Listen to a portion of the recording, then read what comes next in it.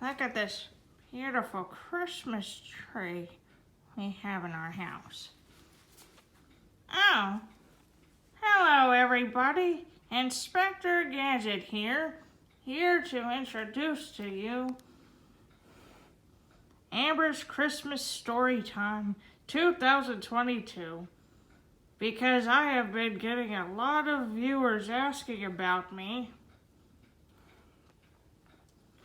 especially a certain insane board game freak show person.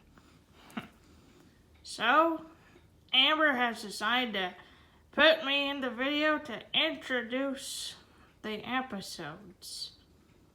In today's story, we are going to read... Oh, look at this beautiful Christmas tree. Don't you just love our Christmas tree, guys? Yeah, look at this, Inspector. Look at this, viewers. This is our Christmas tree. Yeah. Well, I guess we could turn the camera over to you, Amber. But before I do, we gotta introduce the story about Christmas every day, because there's this one little girl that learned her lesson after Thanksgiving about why we should not have Christmas every day, because it causes a lot of chaos. Believe me, I've been through so many gadget adventures that I would not want Christmas every day. All right. So, without further ado, I will have Amber start the show.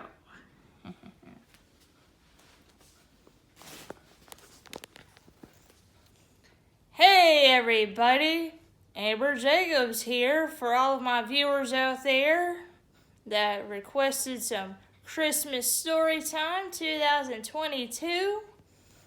And we are going to be reading from favorite Christmas classics, because this is a Christmas present that my parents gave me in my first year in high school, where it came from our old Hallmark store before it got shut down, and it has lots of fun poems and stories in it. And we are going to start off with the Christmas Everyday story. And you see, we're going to read with the Christmas tree background because we love Christmas here in our town. There's lots of traditions, especially our production of the Nutcracker we do in early December. And we also have Christmas sing-alongs down at the downtown theater, and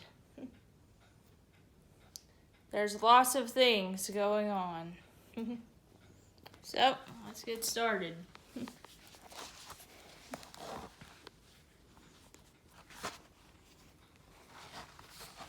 All right.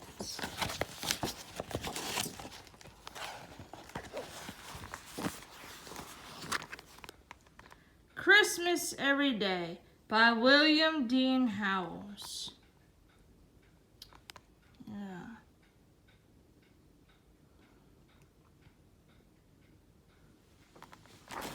All right. The little girl came into her papa's study, as she always did Saturday morning before breakfast, and asked for a story. He tried to beg off that morning, for he was very busy, but she would not let him. So he began. Well, once upon a time there was a little pig. She put her hand over his mouth and stopped him at the word. She said she had heard little pig stories till she was perfectly sick of them. Well, what kind of story shall I tell then? About Christmas. It's getting to be the season. It's past Thanksgiving already. It seems to me, her papa argued, that I've told as often.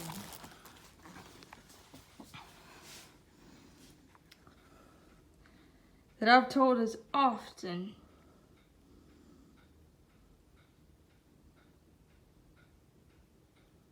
The perfect about Christmas as I have about little pigs. No difference. Christmas is more interesting. Well, her papa roused himself from his writing by a great effort. Well then, I'll tell you about the little girl who wanted it Christmas every day in the year. How would you like that? First rate, said the little girl, and she nestled into comfortable shape in his lap, ready for listening. Very well then, this little pig. Oh, what are you pounding me for? Because you said little pig instead of little girl.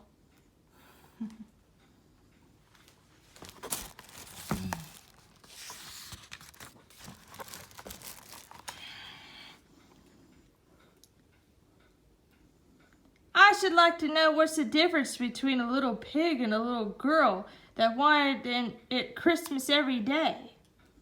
Papa, said the little girl warningly, if you don't go on, I'll give it to you. At this, her papa darted off like lightning and began to tell the story as fast as he could. Well, once there was a little girl who liked Christmas so much that she wanted it to be Christmas every day in the year. And as soon as Thanksgiving was over, she began to send postcards to the old Christmas fairy to ask if she mightn't have it. But the old fairy never answered any of the postals. And after a while, the little girl found out that the fairy was pretty particular and wouldn't notice anything but letters, not even correspondence, cards, and envelopes, but real letters on sheets of paper and sealed outside with a monogram or your initial anywhere. So then she began to send her letters. And in about 3 weeks, or just the day before Christmas, she got a letter from the fairy saying that she might have it Christmas every day for a year. And then they would see about having it longer. The little girl was a good deal excited already, preparing for the old-fashioned once-a-year Christmas that was coming the next day. And perhaps the fairy's promise didn't make such an impression on her as it would have made at some other time. She resolved to keep it to herself and surprise everybody with it as soon as it kept coming true. And then it slipped out of her mind altogether. She had a splendid Christmas. She went to bed early so as to let Santa Claus have a chance at the stockings, and in the morning she was up the first before anybody and went and felt them. And found hers all lumpy with packages of candy and oranges and grapes and pocketbooks and rubber balls and all kinds of small presents. And her big brothers with nothing but the tongs in them. And her young lady sisters with a new silk umbrella and her papas and mamas with potatoes and pieces of coal wrapped up in tissue paper, just as they always had every Christmas. Then she waited around till the rest of the family were up, and she was the first to burst into the library when the doors were opened. And look at the large presents laid out on the library table, books and portfolios and boxes of stationery and breastpins and dolls and little stoves and dozens of handkerchiefs and inkstands and skates and snow shovels and photograph frames and little easels and boxes of watercolors and Turkish paste and nougat and candied cherries and dolls houses and waterproofs and the big Christmas tree lighted and standing in a wastebasket in the middle. She had a splendid Christmas all day. She ate so much candy that she didn't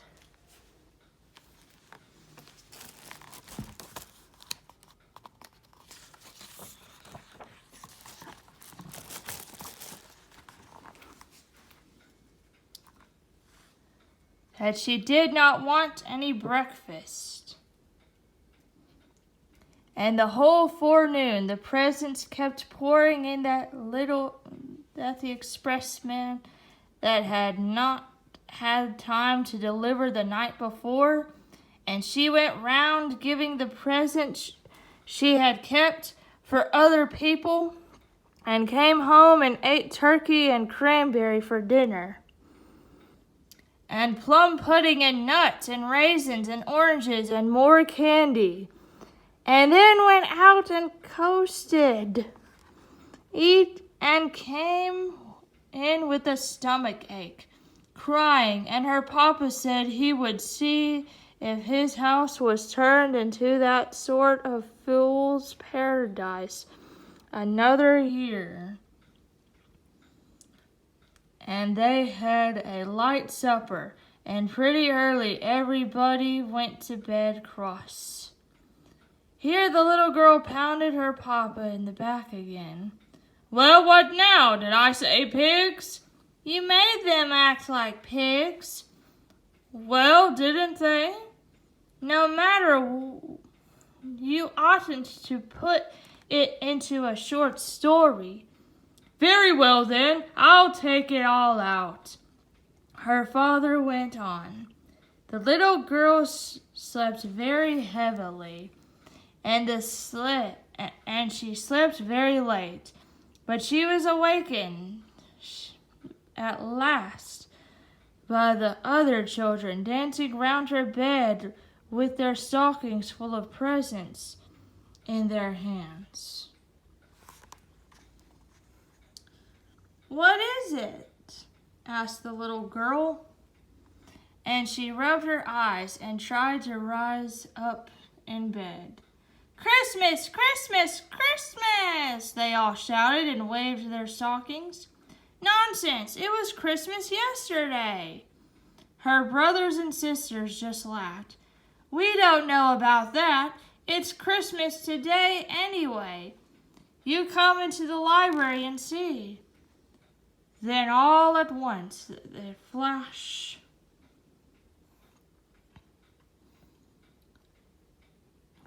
on the little girl that the fairy was keeping her promise, and her year of Christmas was beginning. She was dreadfully sleepy, but she sprang up like a lark that had overeaten itself and gone to bed, cross, and darted into the library. There it was again, books and portfolios and boxes of stationery and breastpins. You don't need to go over it all, Papa. I guess I can remember just what was there, said the little girl. Well, and there was the Christmas tree blazing away, and the family picking out their presents. but looking pretty sleepy, and her father perfectly puzzled, and her mother ready to cry. I'm sure I don't see how I am to dispose all of these things, said her mother, and her father said it seemed to him that they had some.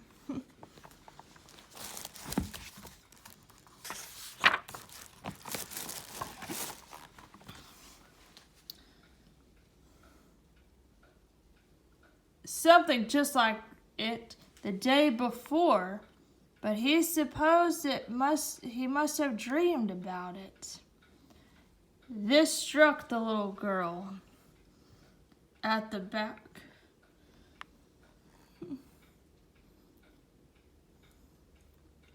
It's the best kind of a joke. And so she ate so much candy, she didn't want any breakfast, and went around carrying presents, and had turkey and cranberry for dinner, and then went out and coasted, and came in with a, Papa, well, what now?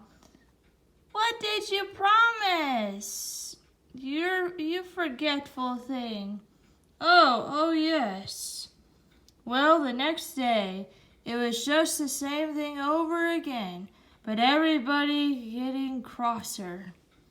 And at the end of a week's time, many people had lost their tempers that you could pick up lost tempers anywhere. They perfectly strewed the ground. Even when people tried to recover their tempers, they usually got somebody else's, and it made the most dreadful mix. The little girl began to get frightened, keeping the secret all to herself. She wanted to tell her mother, but she didn't dare to, and she was ashamed to ask the fairy to take back her gift. It seemed ungrateful and ill-bred, and she thought she would try to stand it, but she hardly knew how she could for a whole year.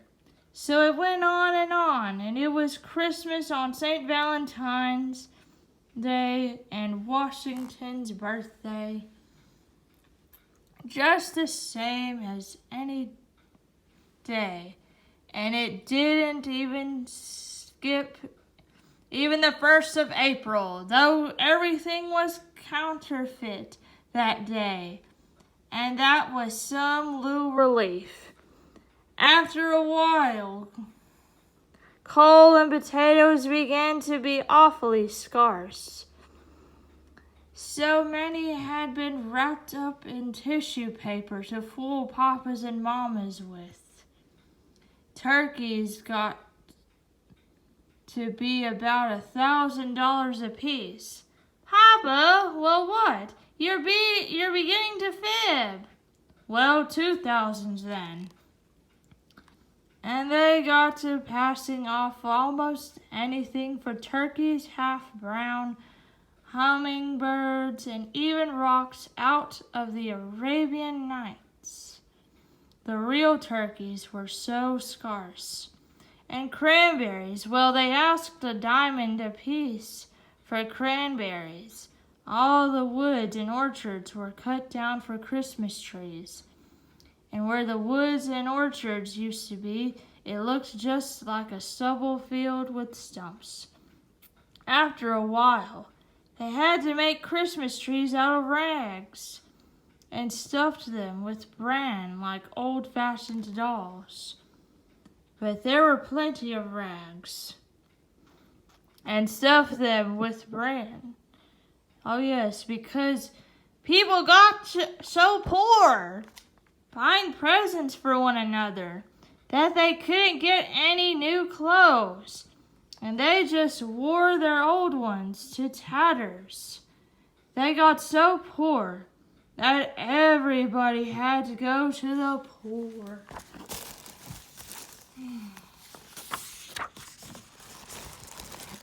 To the poorhouse. 'House. 'Oh, dear.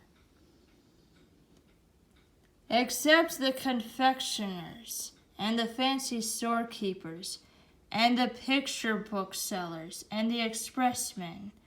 And they all got so rich and proud that they would hardly wait upon a person's when he came to buy. It was perfectly shameful. Well, after it had gone on about 3 or 4 months, the little girl, whenever she came into the room in the morning, and she saw those great, ugly, lumpy stockings dangling at the fireplace, and the disgusting presents around everywhere, used to just sit down and burst out crying. In 6 months, she was perfectly exhausted. She couldn't even cry anymore. Just lay on the lounge and rolled her eyes and panted. About the beginning of October, she took to sitting down on dolls wherever she found them. French dolls or any kind, she hated the sight of them so, and by Thanksgiving, she was crazy, and just slammed her presents across the room. By that time, people didn't carry presents around nicely anymore. They flung them over the fence or through the window or anything, and instead of running their tongues out and sticking great pains to write dear for dear Papa or Mama or brother or sister or Susie or Sammy or Billy or Bobby or Jimmy or Jeannie or whoever it was, and troubling to get the spelling right, and then signing their names, and then signing their names in Xmas 18. They used to write in the gift books. Take it, you horrid old thing, and then go and bang it against the front door. Nearly everybody had built barns to hold their presents, but pretty soon the barns overflowed, and then they used to let them lie out in the rain or anywhere. Sometimes the police used to come and tell them to shovel their presents off the sidewalk, or they would arrest them. I thought you said everybody had gone to the poorhouse, interrupted the little girl. They did go at first, said her papa, but after a while the poorhouses got so full that they had to send the people back to their own houses. They tried to cry when they got back, but they couldn't make the least sound. Why couldn't they? Because they had lost their voices saying Merry Christmas so much. Did I tell you how it was on the 4th of July? No, how was it? And the little girl nestled closer, an expectation of something uncommon. Well, the night before, the boys stayed up to celebrate, as they always do, and fell asleep before 12 o'clock, as usual, expecting to be wakened by the bells and cannon. But it was nearly 8 o'clock before the first boy in the United States woke up, and then he found out what the trouble was. As soon as he could get his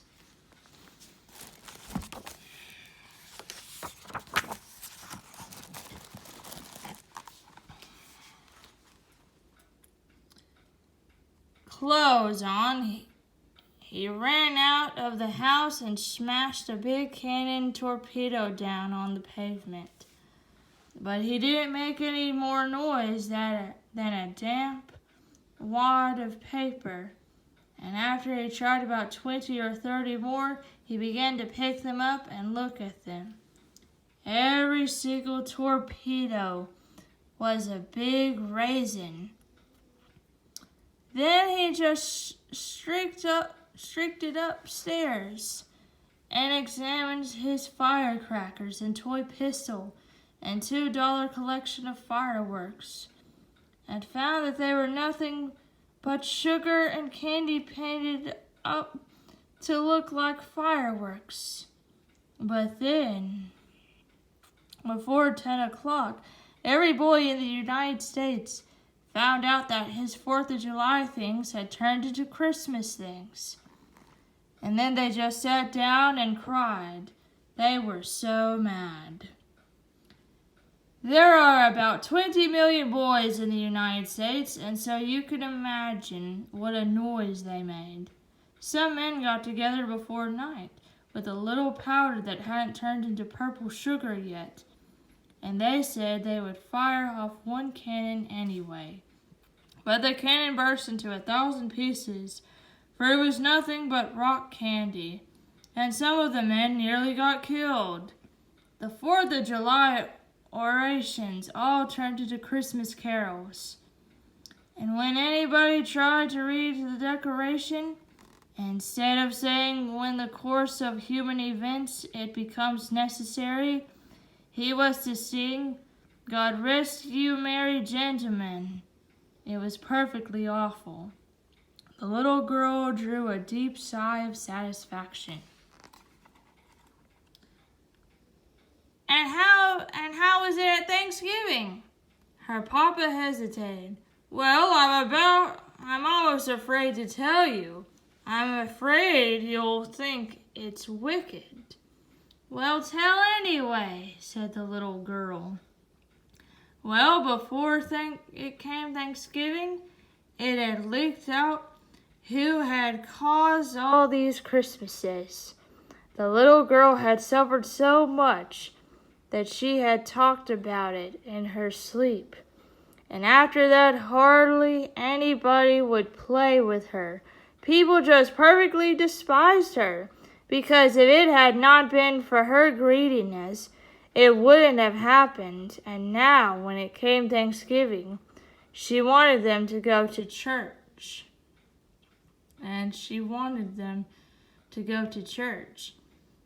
And have squash, pie, and turkey, and show their gratitude. They said that all the turkeys had been eaten up for her old Christmas dinners.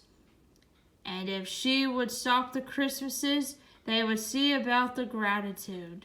Wasn't it dreadful? And the very next day, the little girl began to send letters to the Christmas fairy, and then telegrams to stop it. But it didn't do any good. And then she got to calling at the fairy's house. But the girl that came to the door always said, "Not at home," or "engaged," or "at dinner," or something like that. And so it was on till it came to the old once-a-year Christmas Eve. The little girl fell asleep, and when she woke up the next morning,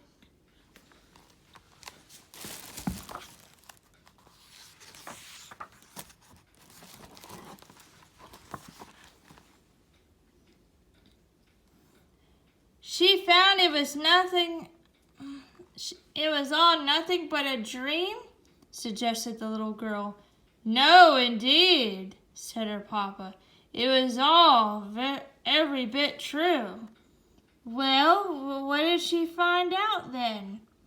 Why, that it wasn't Christmas at last, and wasn't ever going to be any more. Now it's time for breakfast. The little girl held her papa fast around her neck. You shan't go if you're going to leave it so. How do you want it left? Christmas once a year. All right, said her papa, and when he went on again, well, there was the greatest rejoicing all over the country, and it extended clear up into Canada. The people met together everywhere and kissed and cried for joy. The city carts went around and gathered up all the candy and raisins and nuts and dumped them into the river. And it made the fish perfectly sick. And the whole United States, as far out as Alaska, was on was one blaze of bonfires, where the children were burning up their gift books and presents of all kinds. They had the greatest time. The little girl went to thank the old fairy because she had stopped its being Christmas. And she said she hoped she would keep her promise and see that Christmas never came again. And that's basically the moral of the story, everybody, is that we should never have Christmas every day, because this is the chaos that it will cause. So, thank you for joining the first episode of Amber's Christmas Storytime 2022.